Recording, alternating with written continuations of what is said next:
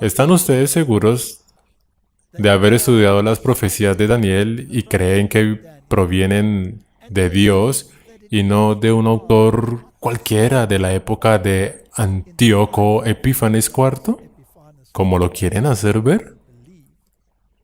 ¿Quiere decir que Dios es impotente e incapaz de preservar su palabra? ¿Nos regiremos por los principios de sola escritura y sola fide? Estos fueron los primeros en ponerse a ridiculizar los entristecidos y descorazonados fieles que verdaderamente deseaban la aparición de su Salvador. ¿Acaso no están haciendo lo mismo en contra de estas organizaciones que erraron en la interpretación para después atribuírselo a los adventistas del séptimo día? Sí. Vi la sabiduría manifestada por Dios al probar a su pueblo y proporcionar el medio de descubrir quiénes se retirarían y volverían atrás en la hora de la prueba. Y este, mis queridos amigos, es el propósito detrás del gran chasco. El mensaje del segundo ángel. El negarse de las iglesias a aceptar el mensaje del primer ángel, rechazaron la luz del cielo y perdieron el favor de Dios. Confiaban en su propia fuerza y al oponerse al primer mensaje, se colocaron donde no podían ver la luz del mensaje del segundo ángel. Pero los amados del Señor que estaban oprimidos aceptaron el mensaje. Ha caído Babilonia, y salieron de las iglesias. Martín, ¿este mismo llamado de ha caído la gran Babilonia se repetirá otra vez más? Sí. ¿Se repetirá al unísono con el mensaje de se ha convertido en habitación de demonios, en guarida de todo espíritu inmundo y en guarida de toda ave inmunda? Sí. ¿Se repetirá con el llamado de salid de ella, pueblo mío, para que no seáis partícipes de sus pecados? ¿Cuál es la definición de pecado, Martín? Transgresión de la ley. Ajá. Así que al final de los tiempos, ¿quebrantarán las iglesias los mandamientos de Dios y su ley? Sí. ¿Eso los convierte en Babilonia? Correcto. Así que otro mensaje se aproxima. Este se repetirá. Sí. Y con un fuerte clamor. Ahora bien, cuando las iglesias regresen a su redil, es decir, al romanismo, y se conviertan en uno con aquella organización que niega la existencia de la expiación, y al hacerlo niega la intercesión sacerdotal divina que perdona pecados. Aquel sistema religioso que proclama que Cristo es sacrificado vez tras vez, cuando la Biblia dice claramente que Él se ofreció a sí mismo como sacrificio una sola vez y para siempre. Y por lo que tanto el pan y el vino son símbolos de un acto completo y no un sacrificio perpetuo. Si se coligan con esa organización que eleva rezos y súplicas a los muertos, lo cual está prohibido por la Biblia, ¿acaso no se estarán convirtiendo en partícipes de su pecado? Sí. ¿Acaso eso no es lógico? Y si se niegan a aceptar que dicho sistema representa al anticristo, aunque forme parte del mundo cristiano, entonces serás partícipe de sus pecados. El siguiente es un llamado al mundo cristiano.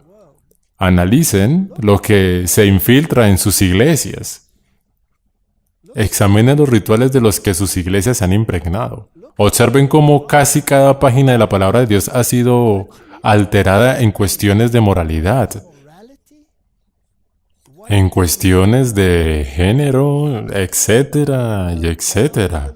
La lista continúa.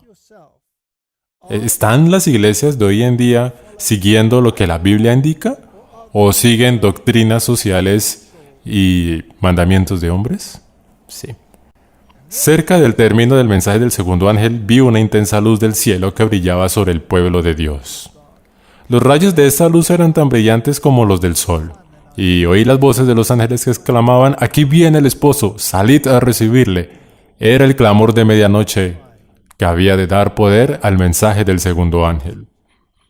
En la época en que se dio el mensaje del segundo ángel, las iglesias no estaban siquiera cerca de estar en el estado que están.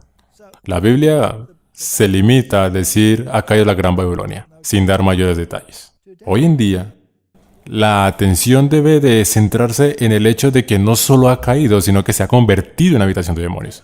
Es imposible pasar por alto cómo pastores evangélicos, uno tras otro, suben al púlpito a denunciar los pecados de la iglesia y de la sociedad sin darse cuenta que ellos mismos forman parte de Babilonia.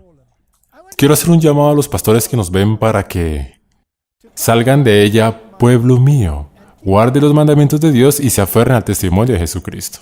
Amén. Sentían los santos un espíritu solemne y fervorosa oración.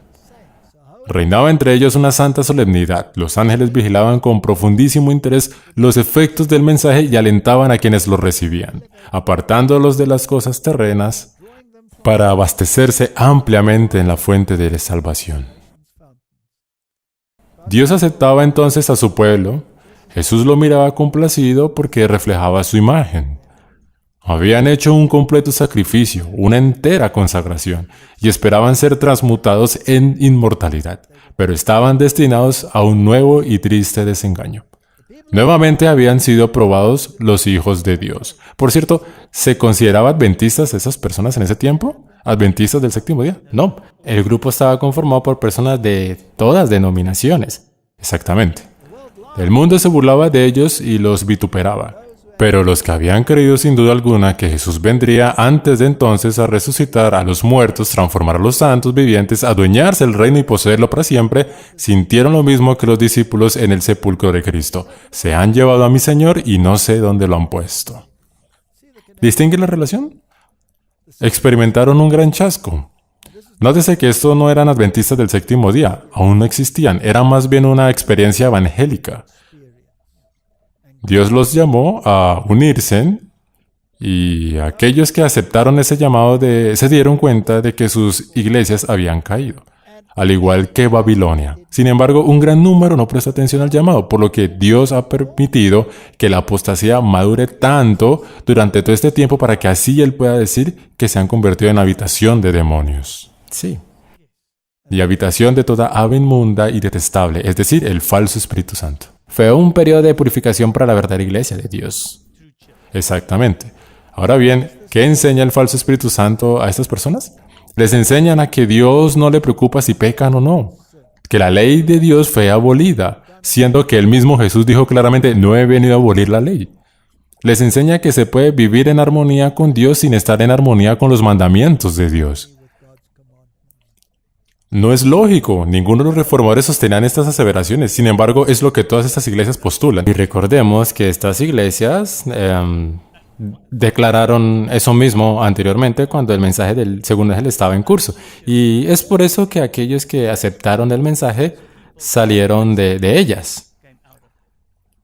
Correcto. Y fue entonces que este grupo descubrió el error, ¿ok? Ahora vamos con el santuario. Por medio de las ofrendas y los sacrificios llevados al santuario terrenal, los hijos de Israel habían compartido los méritos de un Salvador futuro. Y la sabiduría de Dios nos dio los pormenores de esta obra para que, considerándolos, comprendiésemos la obra de Jesús en el santuario celestial. Esto es debido a que el santuario sería purificado ¿de qué? Del registro de pecados.